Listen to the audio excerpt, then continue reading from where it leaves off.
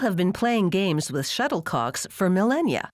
In the mid-19th century, the British codified a game they called badminton, in which players hit a shuttlecock back and forth over a net.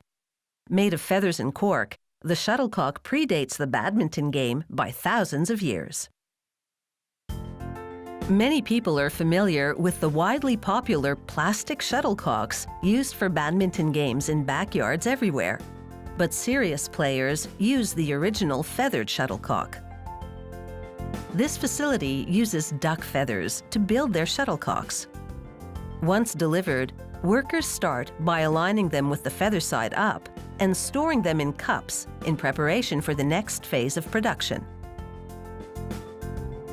Having the feathers aligned makes it easier for a worker to feed them one by one into a specialized sorting machine. This device has 26 different sensors that measure the parameters of each feather. The feathers must be a specific size and have a precise angle to them. The machine sorts feathers of the same size and angle into different bins. Sometimes the sensors are unable to measure certain feathers, and they fall into a separate bin. A worker uses a specially calibrated chart to measure these feathers by hand. The tips of these shuttlecocks are made of cork and synthetic foam covered with white leather. It's time to start assembling the shuttlecocks. Each shuttlecock must have exactly 16 feathers, which must be all precisely the same length. The punching machine begins the assembly process. It starts by punching 16 holes in the perimeter of the shuttlecock tip. The worker feeding the feathers into the device must keep pace with the machine, which is producing shuttlecocks at the rate of 1 per minute.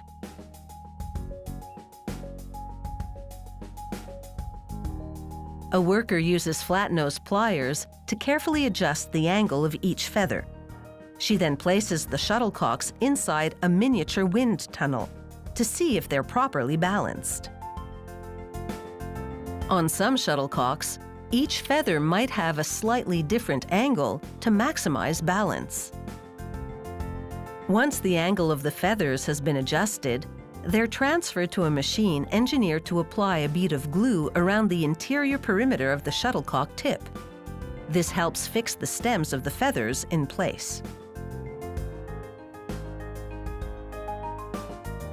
To further stabilize the feathers, workers place them in a specialized sewing machine that binds them securely together with 2 rows of thread. The threads stitch each feather to the next. This process strengthens the shuttlecocks, helping them maintain their shape even when they're getting slammed back and forth over a net.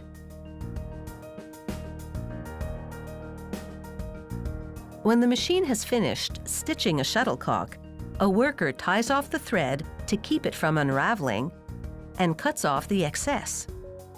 Finally, she evens out the thread rows.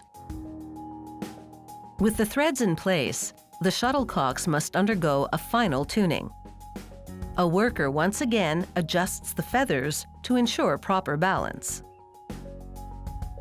A machine applies glue to the threads on the shuttlecock, locking them in place to give them the necessary rigidity. The thread is calibrated to quickly absorb glue. A worker applies a green strip, which indicates a slow-speed shuttlecock. Medium-speed shuttlecocks get a blue strip, while the fast ones are red. It's time for quality control testing. A machine equipped with a racket-like arm fires the shuttlecocks to a waiting worker. Shuttlecocks can move at speeds as high as 90 meters per second. That's twice as fast as a pitcher can throw a baseball. Once the shuttlecocks have passed the quality control test, a worker inserts 12 at a time into long cardboard tubes, similar to those used to hold tennis balls.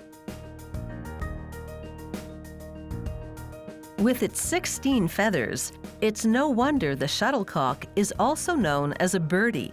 These high-quality products are ready to fly.